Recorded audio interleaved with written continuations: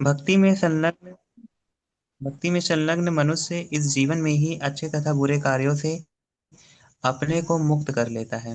अतः योग के लिए प्रयत्न करो, क्योंकि सारा कार्य कौशल यही है। तात्पर्य जगत गुरु श्रील प्रभुपाद की जय। जीवात्मा अनादिकाल से अपने अच्छे तथा बुरे कर्मों के फलों को संचित करता रहा है। फलतः वह निरंतर अपने स्वरूप से अनभिज्ञ बना रहा है।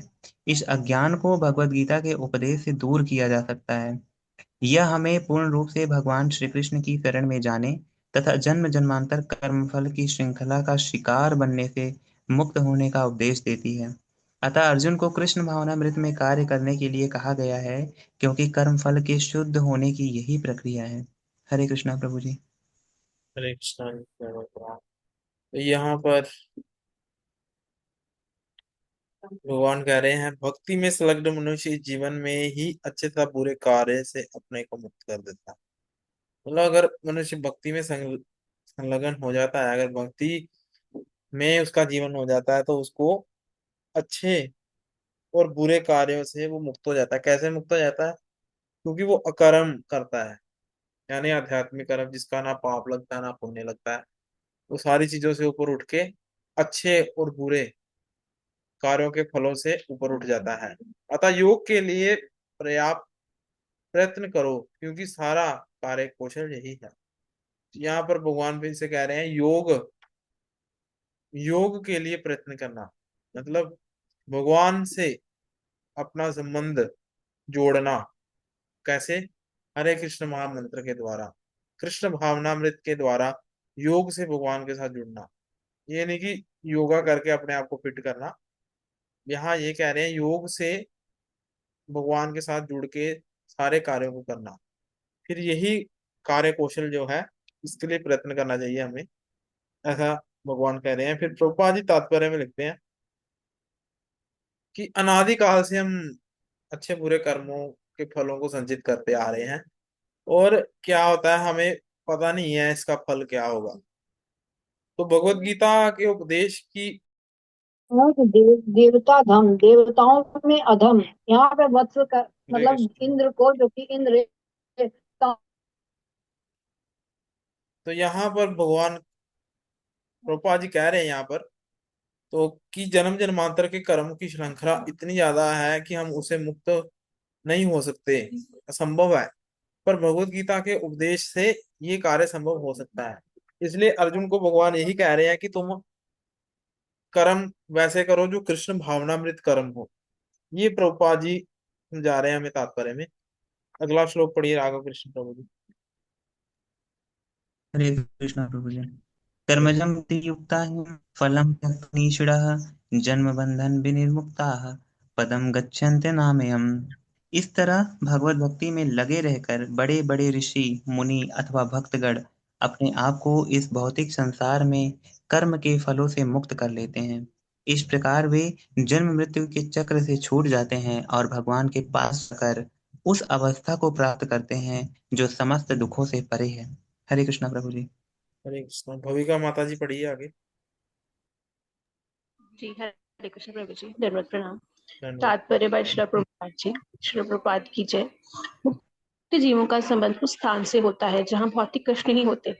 भागवत में कहा गया है, समाश्रिता से पद पल्लव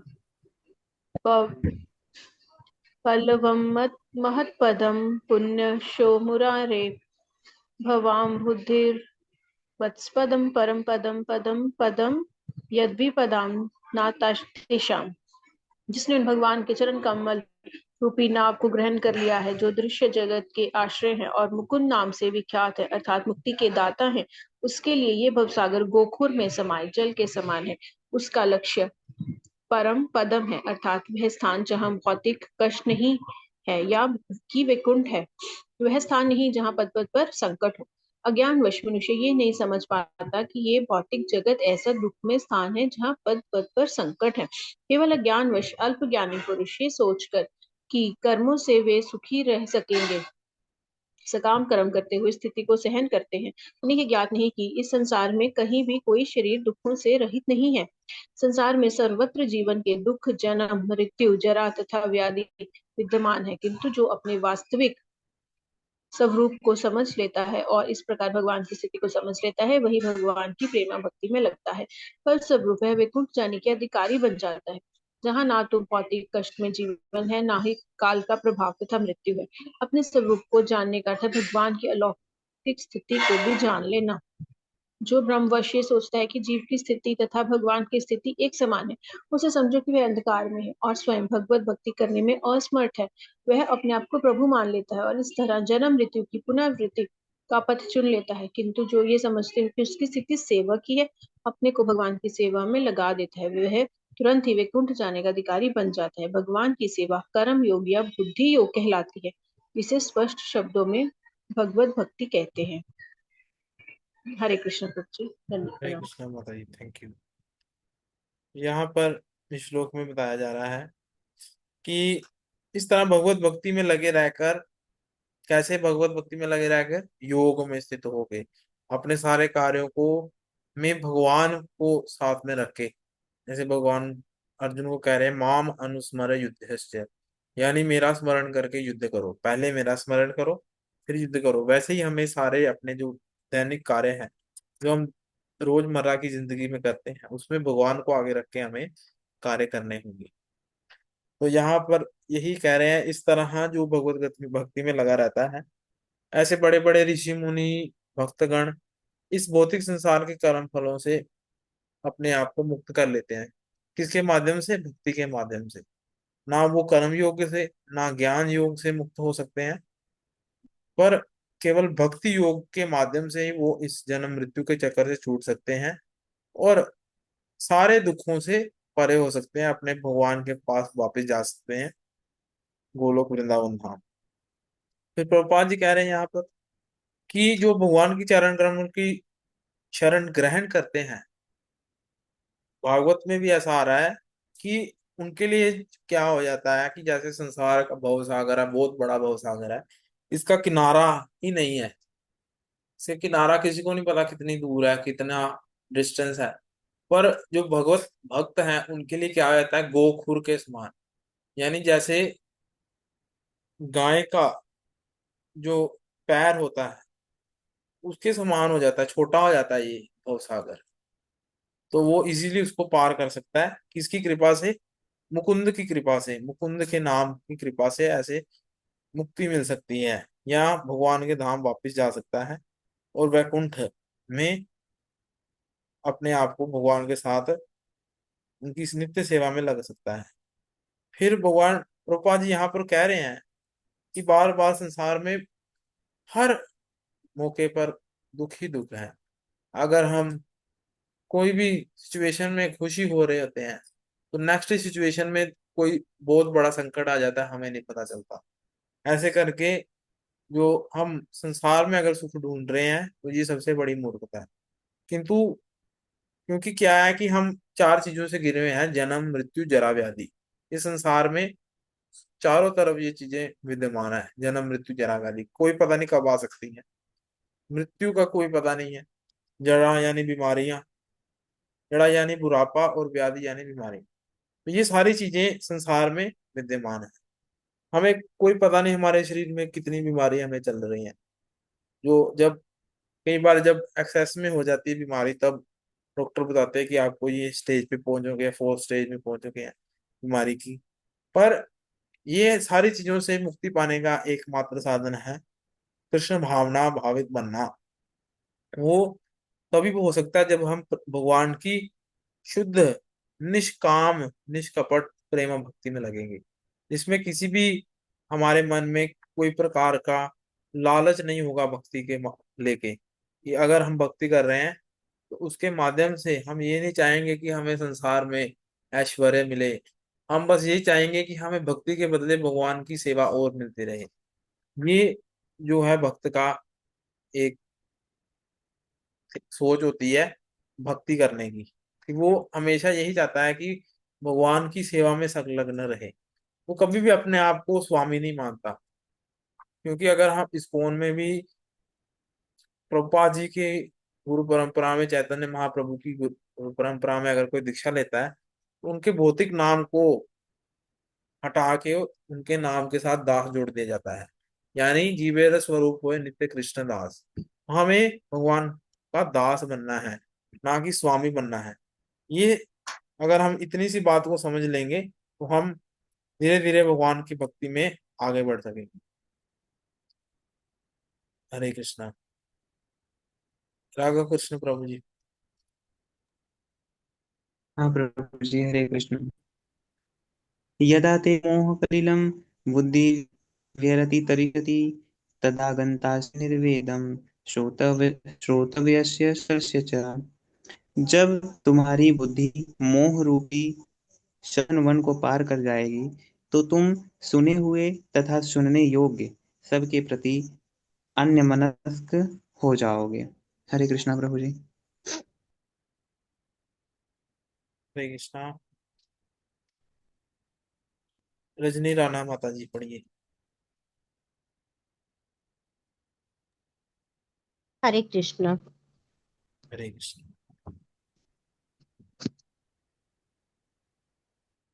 तात्पर्य। भागवत भाग भगवत क्या है ये? भगवत वदत्तों के जीवन में अनेक ऐसे उदाहरण प्राप्त हैं जिन्हें भगवती के कारण वैदिक कर्म कांड से व्यक्ति हो गई है। जब मनुष्य श्री कृष्ण तथा उनके साथ अपने संबंध को वास्तविक रूप से समझ लेता है तो यह सकाम कर्मों के अनुष्ठानों के प्रति पूर्णतः अन्य मस्तक हो जाता है, भले वह अनुभवी ब्राह्मण हो। भक्त परंपरा में महान भक्त तथा आचार्य श्री माधवेंद्र पुरी का कहना है, सद्या वंदनम भद्रमस्तु भवतो भो स्नान तुभ्यम नमो भो देव पितृशुच्य तर्पण विधियो नाहं शमय शमयातम यत्र ककापि निषदय यादव कुलोत्तमस्य कंसद्विषे स्मार स्मारमधम हरामि तंदलम मन्ये किमनेन में। हे मेरे त्रिकाल प्रार्थनाओं तुम्हारी जय हो, हे स्नान तुम्हें प्रणाम है, हे देव पितृगण अब मैं आप लोगों के लिए तर्पण करने में असमर्थ हूँ। अब तो जहां भी बैठता हूँ यादव कुलवंशी कंस के हंता श्री कृष्ण का ही स्मरण करता हूँ और इस तरह मैं अपने पापमय बंधन से मुक्त हो सकता हूँ। मैं सोचता हूँ कि यह मेरे लिए प्राप्त है। वैदिक रस्में तथा अनुष्ठान यथा त्रिकाल संध्या प्रातःकालीन स्नान पितृ तर्पण आदि नव दीक्षितों के लिए अनिवार्य है, परंतु जब कोई पूर्णतः कृष्ण भावित हो और कृष्ण की दिव्य प्रेम भक्ति में लगा हो तो वह इन विधि विधानों के प्रति उदासीन हो जाता है, क्योंकि उसे पहले से ही सिद्धि प्राप्त हो चुकी है। यदि कोई परमेश्वर कृष्ण की सेवा करके ज्ञान को प्राप्त होता है तो उसे शास्त्रों में वर्णित विभिन्न प्रकार की तपस्याएं तथा यज्ञ करने की आवश्यकता ही नहीं रह जाती। इसी प्रकार जो यह नहीं समझता कि वेदों का उद्देश्य कृष्ण तक पहुंचना है और अपने आप को अनुष्ठान आदि में व्यस्त रखता है, वह केवल अपना समय नष्ट करता है। कृष्ण भावना भावित व्यक्ति शब्द ब्रह्म की सीमा या वेदों तथा उपनिषदों की परिधि को भी लांघ जाते हैं। हरे कृष्ण। हरे कृष्णा माता जी, थैंक यू।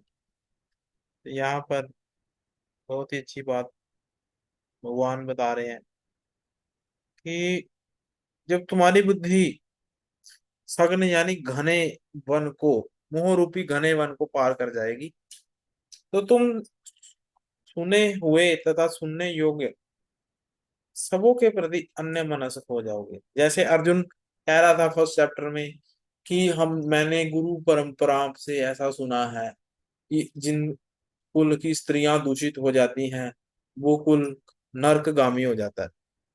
ये चीजें, इन चीजों के बारे में भगवान कह रहे हैं, जो तुमने सुनी हुई हैं चीजें या सुनने योग्य हैं, जो तुम मुझे बता रहे हो कि मैं अपने सगे संबंधियों को मार दूंगा तो संसार सुख भोगने का मेरा कोई फायदा ही नहीं है, मैं कैसे उनको बताऊंगा।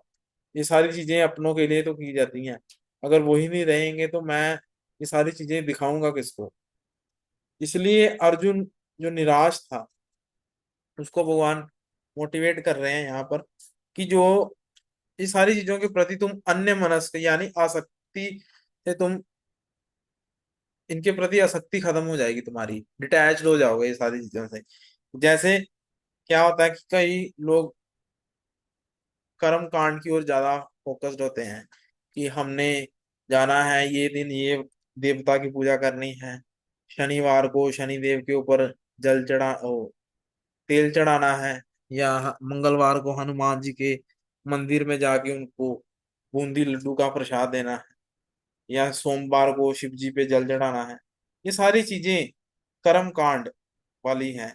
इसके इससे जब व्यक्ति विरक्त हो जाता है, इससे ऊपर उठ जाता है, जैसे किसी भी देवता की उपासना करना कि हमें भौतिक सुख मिले, एकादशी का पालन करना कि हमें जो है जन्म मृत्यु के चक्र से मुक्ति मिले, भगवान के दर्शन करने जाना केवल सुख की अभिलाषा लेके, भगवान के लिए कुछ नहीं करना, बस अपने लिए सारी चीजें करे जाना।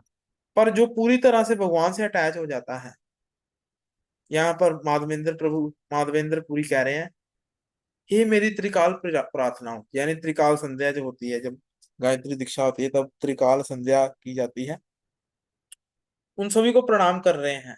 स्नान, पितृगण को तर्पण जो कर रहे हैं, उन सभी को प्रणाम करते हुए कह रहे हैं कि मैं तुम्हें सभी चीजें करने में असमर्थ हो गया हूँ। क्यों? क्योंकि जहां भी मैं बैठता हूँ मुझे हमेशा श्री कृष्ण का ही चिंतन होता है, जिन्होंने कंस का वध किया। ये सारी चीजें जो है, जब हमें भगवान इस स्टेज पे हम पहुंच जाएंगे तो हमें ये सारी चीजें करने की जरूरत नहीं है। श्राद्ध आदि पिंडदान, जब हम शुद्ध भक्ति के लेवल की स्टेज पे पहुंच जाएंगे। और यहाँ पर वेदों का यही बताया जा रहा है सार, कि कृष्ण के प्रति अगर हमारी आसक्ति हो जाती है तो यही सारे वैदिक ग्रंथों का यही सार है। पर जो नव दीक्षित हैं, यानी जो अभी स्टार्टिंग स्टेज है इनकी भक्ति की, उनको ये सारी क्रियाएं करनी जरूरी है। धीरे धीरे ही स्वभावता से ही स्वाभाविक रूप से कृष्ण के प्रति प्रेम जागृत होगा, क्योंकि फिर धीरे धीरे हम ये सारी चीजों से उदासीन होंगे और कृष्ण के प्रति अपनी पूर्ण श्रद्धा को, कृष्ण के प्रति प्रेमा भक्ति को जागृत करेंगे और उसमें तत्पर हो जाएंगे। भगवान कृष्ण का ही हमेशा स्मरण होगा। तो ये यहाँ पे बता रहे हैं। कल हम सेकंड चैप्टर के, हरे कृष्ण, अगले 53 श्लोक को पढ़ेंगे। उसमें कि अलंकार, वेदों की अलंकारमयी भाषा, अलंकारमयी भाषा से अपने आप को दूर कैसे करना है और भगवत चेतना में कैसे स्थित होना है, उसके बारे में हम कल चर्चा करेंगे। तो आज यहीं पे विश्राम देते हैं इस सेशन को। अगर किसी का कोई प्रश्न है तो आप पूछ सकते हैं।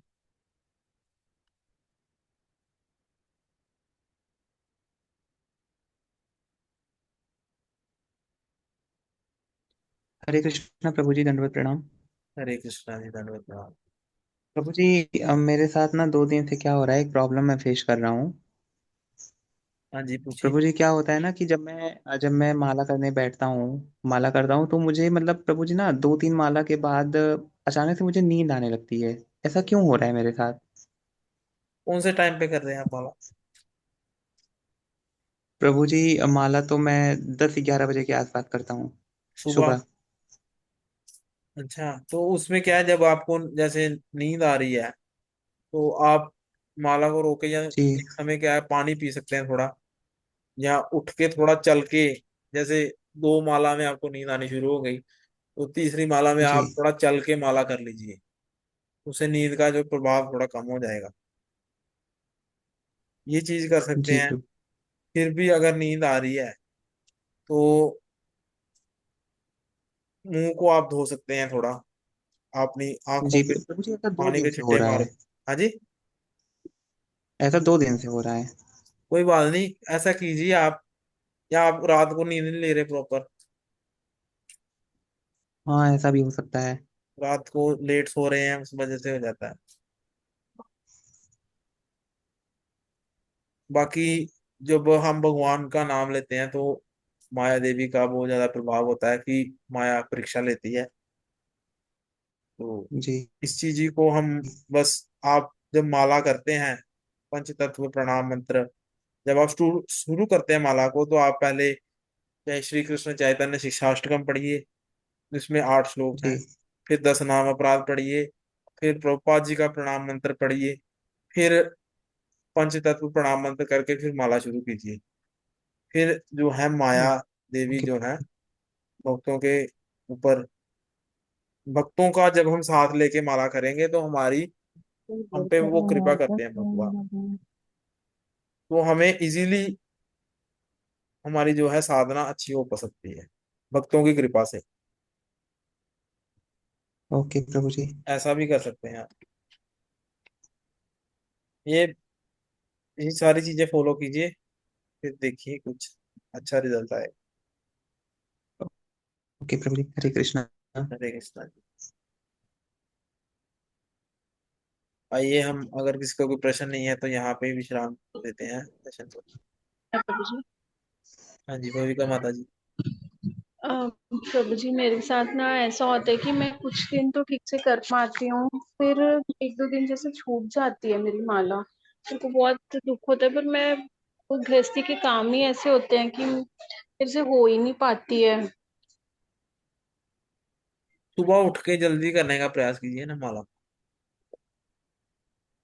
प्रभु जी, वो भी मैं कोशिश करती हूँ, वो फिर बच्चों का काम हो जाता है। सुबह पता कितने नहीं बजे क्यों उठते हैं मेरी आप? बीच में ऐसे 6 बजे प्रभु जी। तो 6 बजे, जैसे रात को थोड़ा जल्दी सो गए, रात को कितने में सोते हैं? प्रभु जी, वो भी टाइम हो जाता है, 11:30 12 बज ही जाते हैं। 12 बजे हरे बज जाते हैं कृष्णा। तो फिर मुश्किल है।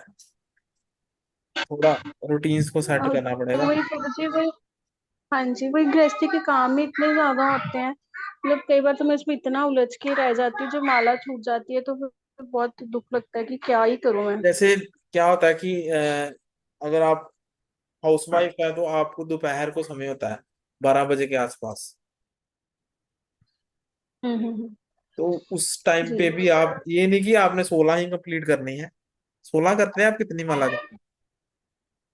हाँ जी प्रभु जी, मैं कोशिश तो करती हूँ कि हाँ जी, 16 तो हो जाए। उसमें 12 बजे जैसे आप थोड़ा काम करके थोड़ा फ्री हुए घर के कार्य से, जब अभी बच्चों के आने का समय हो रहा है स्कूल से, या अभी खाना बनाने का भी समय नहीं है, तो जैसे 12 बजे के आसपास क्या होता है कि लेडीज को टाइम होता है, 12 से 1 बजे तक थोड़ी माला कर ली।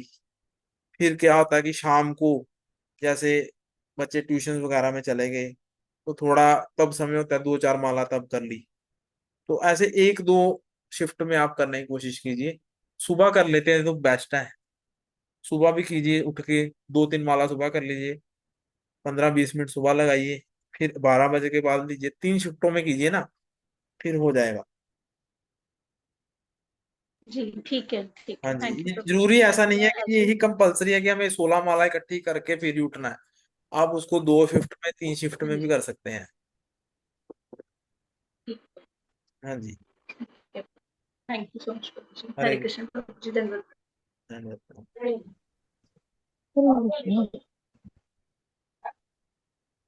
आइए, हम यहीं पे सेशन को विश्राम देते हैं। वांछा कल्पतरुर्भ्यश्च कृपा सिन्धुभैव च पतिता पतित नाम वैष्णवेभ्यो पावने नमो नमः। अनंत कोटि अनंत कोटि वैष्णव वैष्णव। नामाचार्य श्रील दास ठाकुर की जय। भगवत वाणी श्रीमद भगवत गीता की जय। जगत गुरु श्रील प्रभुपाद। हरे जय कृष्णा कृष्णा कृष्णा हरे हरे हरे, कृष्ण कृष्ण कृष्ण हरे हरे, हरे हरे राम हरे राम हरे राम राम राम राम राम हरे हरे हरे। हरे। हरे कृष्णा। सभी के चरणों में साथ प्रणाम।